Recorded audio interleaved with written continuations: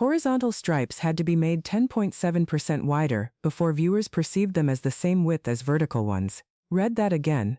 The rule you were handed at 20, the one that told you stripes going sideways would make you look bigger, the one that quietly ruled half your closet for 40 years, is scientifically backwards. Peer-reviewed perception research, Thompson and McElligott, 2011, published in Eye Perception through the National Institutes of Health archive. Horizontal stripes can make a figure appear taller and narrower, not wider, taller. And that is only the first rule on the list you were told to obey that is now going to be tested, on tape, on 4 different body types, in front of you, right now. By the end of the next 15 minutes you will know exactly which of the so-called never-wear tops for women over 60 actually fail on which body type, which ones succeed on shapes the internet swore they would ruin, and which single swap fixes the most common styling mistake for Apple, Pear, Hourglass, and rectangle frames without buying a single new piece. Not opinions, not slogans. 4 separate side-by-side flat lay tests, each one stamped, tagged and filed into the case record. Here is the cost of skipping this. Every morning a top gets pulled out of a drawer, held up, put back, and replaced with something safer, because a stylist on a list somewhere said the first one was aging. Multiply that by 10 years. That is a closet full of clothes worn out of fear, and a mirror full of outfits that never quite feel like you. And the third test, the one on the pear-shaped frame with the boat neck, produces a result that contradicts almost every stylist video on the platform. Stay for that one. Welcome to the Style Dossier. Hit subscribe so the next case file lands the moment it opens. This one is a live test of a competitor claim, not a repeat of it, so settle in. The case file on the desk is thick, manila, labeled in block letters. 4 never-wear tops on trial, 4 body types on the record. One question, do the rules actually hold up when the garments are laid out flat, measured, and compared against their own recommended swaps? The first swap file, the boxy oversized tee, every list names it. Petite dressing, 2025, calls it out for hiding curves, flattening the bust line, and making the midsection appear wider. That is the charge sheet. Now the test. Laid flat on the linen table, a heather gray boxy tee, size medium, dropped shoulder, straight side seam from armhole to hem landing at what would be mid-hip. Beside it, the accused evidence. On the apple-shaped template, the flat lay tells the story before a word is said.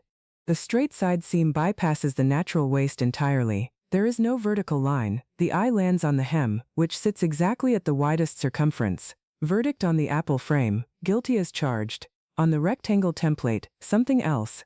The same tee, same seam, same hem, but the frame underneath has no defined waist to hide in the first place. The tee reads as intentional ease rather than accidental shapelessness. Verdict on the rectangle frame, not guilty, with conditions. On the hourglass template, the tee erases the very curve the frame is famous for. Guilty. On the pear-shaped template, unexpectedly, the volume across the shoulder softens a narrower upper body and the hem skims rather than clings at the hip. Not guilty, with a caveat about hem length. 1 garment. 4 verdicts. Already the never-wear rule has cracked in half. The swap, a relaxed but shaped tee.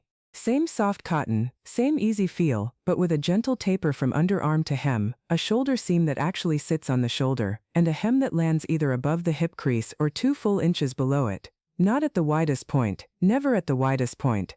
That single measurement, the hem placement, is what the source guides quietly agree is doing 80% of the work. Rule of thirds, 1/3 top, 2/3 bottom, or the reverse. Not a 50-50 split at the widest part of the body. Filed, stamped, closed.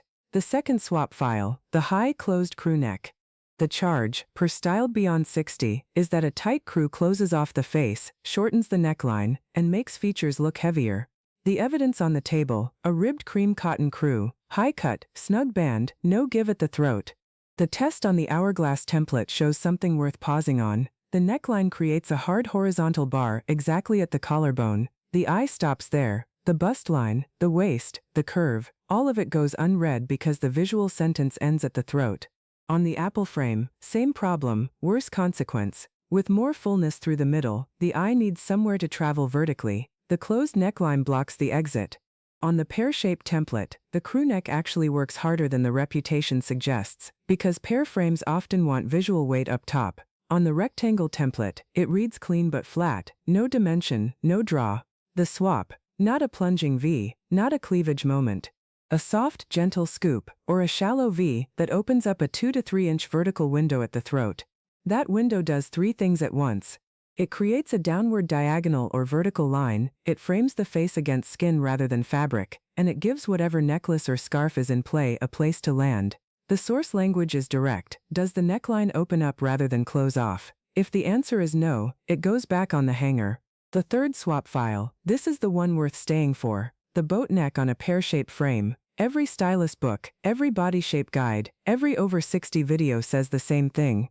Boat necks broaden the shoulder line, so pear shapes, with narrower shoulders and wider hips, should wear them to balance the frame. Ballantyne's Fashion Central, Threads Magazine, Stylish May, Consensus. Except when the garment actually gets laid out and compared against the actual proportions of a real pear frame, something more specific shows up. The boat neck works, yes, but only within a narrow range. Too wide a bateau, and the neckline slips off the shoulder into an off-shoulder look, which reads casual rather than balanced. Too high a horizontal cut, and the collarbone gets crossed at exactly the wrong point, creating a stacked look with the bust rather than a widened one at the shoulder. The sweet spot, on the flat lay, is a boat neck that ends at the outer third of the collarbone on each side, not the shoulder point, not the base of the neck. That is a range of maybe 2 inches on either side. Miss it by half an inch, and the claim collapses. The competitor videos never mention that measurement. They say pear shapes should wear boat necks, full stop. The case file says pear shapes should wear a specific width of boat neck, and outside of it, the rule is worse than useless. Tip number 3, filed and stamped. The fourth swap file. Sleeves. Cap sleeves specifically. The charge from Rock Your Fashion, 2025, is that cap sleeves chop the arm at the widest point of the bicep and make shoulders look broader, arms look shorter, and the entire upper body look bulkier than it is. Evidence on the table. A dusty rose blouse, cap sleeve, 2-inch cuff, ending exactly at the fullest part of the upper arm, 4 body types, 4 flat lays. The result on all 4 is the same. The cap sleeve creates a horizontal cut at the widest arm point, which is the visual equivalent of underlining a word in the middle of a sentence. The eye stops, it rests there. Whatever was happening above or below the sleeve becomes secondary to the width of that horizontal cut. The swap is not a long sleeve. It is not a return to fully covered arms. It is a 3/4 sleeve, or an elbow-length sleeve, that ends at the narrowest point of the forearm, roughly halfway between elbow and wrist. That single change, ending a sleeve at a narrow point instead of a wide one, changes the reading of the whole top. The bicep is no longer the ending punctuation, the forearm is. And the forearm is almost always the most flattering visual endpoint on any arm at any age. Flutter sleeves work by the same rule. So do bell sleeves that flare past the elbow. The rule is not about length. It is about where the horizontal cut lands. Halfway through the case file, a field note. Which of these 4 never-wear tops is still hanging in your closet right now? The boxy tee, the tight crew, the wrong-width boat neck, the cap sleeve blouse. Tell us in the comments which one has survived the longest, and which one is about to be reassigned. We read every entry and file it into the next case. Back to the record. The 5th swap file. Fabric. Not cut, not neckline, not sleeve, fabric.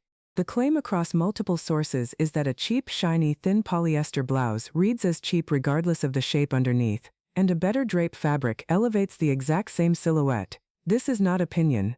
Drape is a mechanical property of textile, defined by bending stiffness and shear behavior. Wearview, 2026.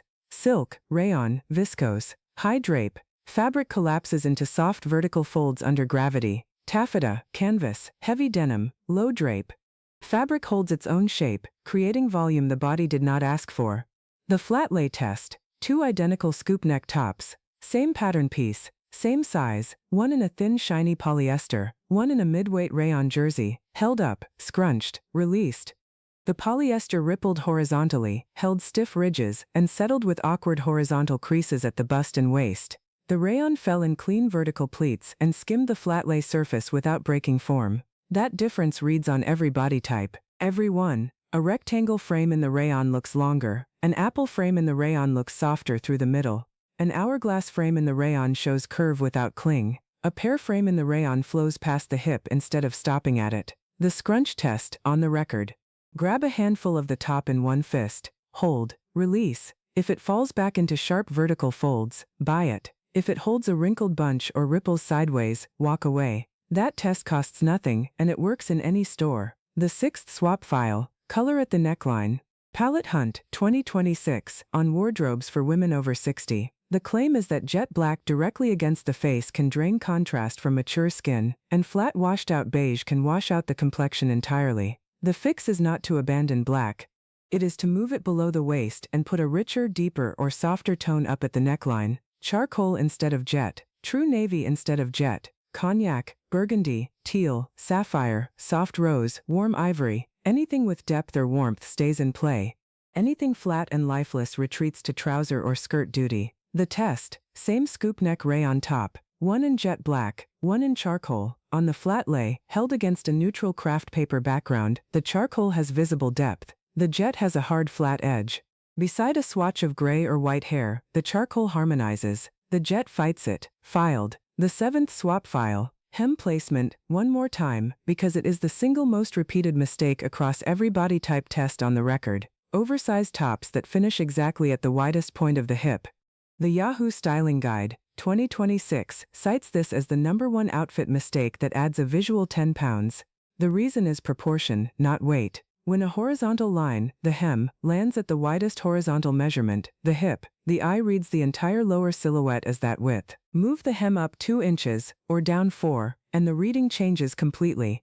The fix is not tailoring, it is a half tuck at the front waistband, or a front knot tied loosely at the side of the hip. Either move breaks the horizontal line at the widest point and creates an intentional asymmetric edge that pulls the eye upward and diagonally. Free, 0 purchase, 10 seconds in the mirror. Now the recap: 4 never wear tops, tested on 4 body types, filed and closed. The boxy tee fails on Apple and Hourglass, passes with conditions on Pear and Rectangle, and gets swapped for a shaped but relaxed cut with hem placement above or below the hip crease. The high closed crew neck closes off the face on almost every frame and gets swapped for a soft scoop or shallow V that opens a 2 to 3 inch vertical window at the throat. The boat neck holds up on pear shapes only within a 2-inch tolerance across the collarbone, which no competitor list ever specifies. The cap sleeve fails universally and gets swapped for a sleeve that ends at the narrowest point of the forearm rather than the fullest point of the bicep. Fabric drape decides 80% of how the top reads on the body, tested by a 5-second scrunch. Color at the neckline moves black downward and depth upward, and the hem, always the hem, never lands at the widest point. The old rule was that women over 60 should follow a fixed list of never wear tops. The case file shows the rule was never that simple. Some of those tops fail on some frames, others succeed on the very frames they were said to ruin. And the difference between a top that works and a top that doesn't is almost never the top itself. It is a measurement, a fabric weight, a hem placement, a neckline window, a sleeve endpoint, small things, precise things, the kind of things that fit inside a case file rather than a countdown. The rules were not wrong, they were incomplete, and nobody handed you the fine print until now. This is what the Style Dossier does. We open the file, we test the claim, we stamp the evidence, and we close the case with something usable. Not a list of things to fear, a record of what actually works, on paper, on the record, on your frame. Come back for the next case file. Bring the top you have been afraid to wear, we will test it too.